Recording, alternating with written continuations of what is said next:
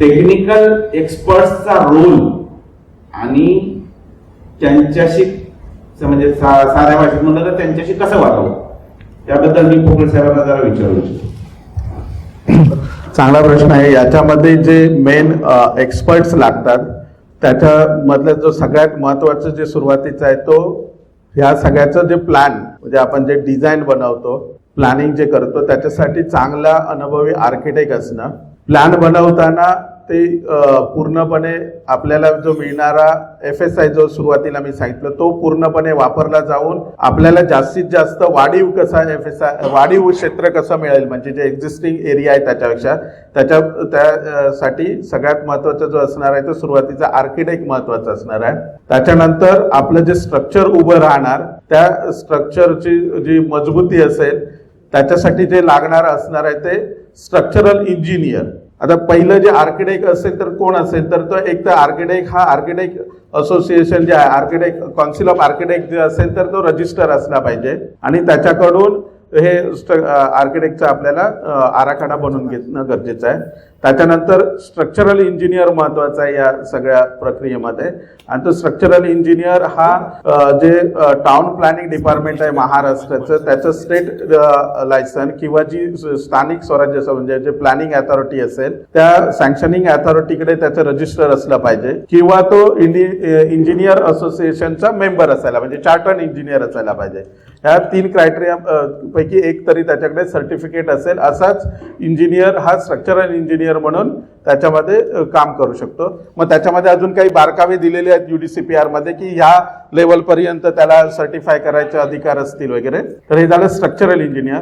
त्याच्यानंतर दुसरा जो एक कन्सल्टंटची आवश्यकता लागते ती MEP कन्सल्टंट मेकॅनिकल इंजिनिअरिंग आणि प्लंबिंग. आपल्या ज्या सगळ्या मेकॅनिकल गोष्टी आहेत मग लिफ्ट झाली इलेक्ट्रिकल आहेत आणि प्लंबिंग आहे तर त्याच्यासाठी चांगला MEP कन्सल्टंटची पण गरज आहे. कारण जसं चौधरी साहेब बोलले की प्रत्येक क्षेत्रामध्ये आता ॲडव्हान्स टेक्नॉलॉजी आलेली आहे तर त्याचा पुरेपूर वापर करून चांगल्या पद्धतीचे आज आपण ह्या 30 वर्षानंतर आपल्या पूर्वी ज्या इमारती बांधलेल्या आहेत त्याच्याबद्दल बोलतोय तर त्याच्यामुळे पुढच्या 30, 35, 40 वर्ष ती इमारत चांगल्या पद्धतीने राहील आणि त्याचे जे काही सगळ्या इक्विपमेंट्स असतील लिफ्ट असतील प्लंबिंग असेल तर ते आपल्याला सेवा देण्याच्या दृष्टीनं डिझाईन होणं गरजेचं आहे.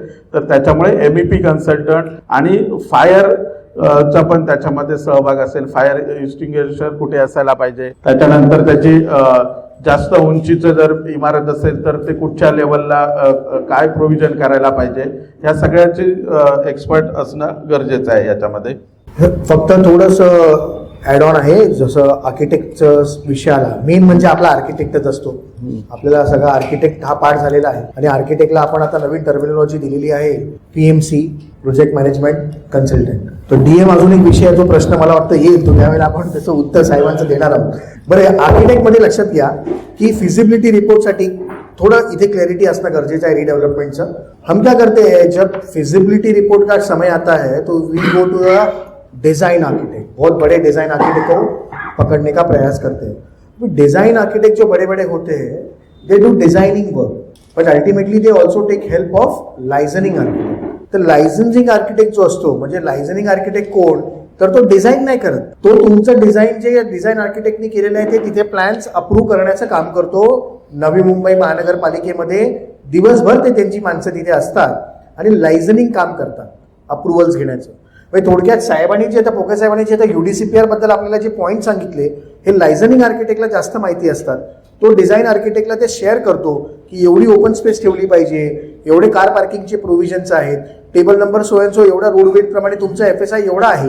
सो हे details so gate a licensing architect for feasibility report. That is only an addition. Feasibility report करणारा licensing architect असतो is much more cheaper than design आर्किटेक्टकडे जर तुम्ही फिजिबिलिटी रिपोर्ट सेट करता गेलात तर.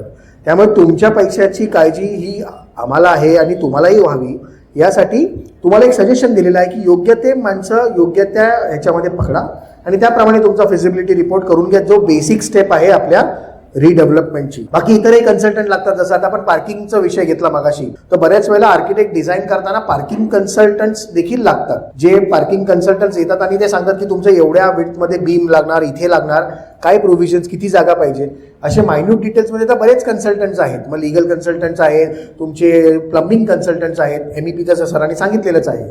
असे बरेच कन्सल्टंटचा जो जाळं जे आहे ते पसरलेलं आहे रिडेव्हलपमेंटचं. पण रिडेव्हलपमेंट जर फक्त करत असाल तर फक्त आपल्यासाठी उपयुक्त आहे तो म्हणजे लायझनिंग आर्किटेक्ट. कारण आपण नंतर एकदा डेव्हलपरच्या ताब्यात सगळी बिल्डिंग दिली त्याच्यानंतर हे सगळे कन्सल्टंट्स अपॉइंट करायची जबाबदारी डेव्हलपरची असते. पण ज्यावेळेला सेल्फ रिडेव्हलपमेंटचा विषय उद्या आपण मोर डिटेलमध्ये हा घेणार आहोत, स्वयंपुनर्विकासामध्ये सरांनी सांगितलेले सगळ्या कन्सल्टंटची यादी तुम्हाला ठेवणं गरजेचं आहे. का ठेवणं गरजेचं आहे त्याची चर्चा आपण उद्या संध्याकाळी करणार आहोत.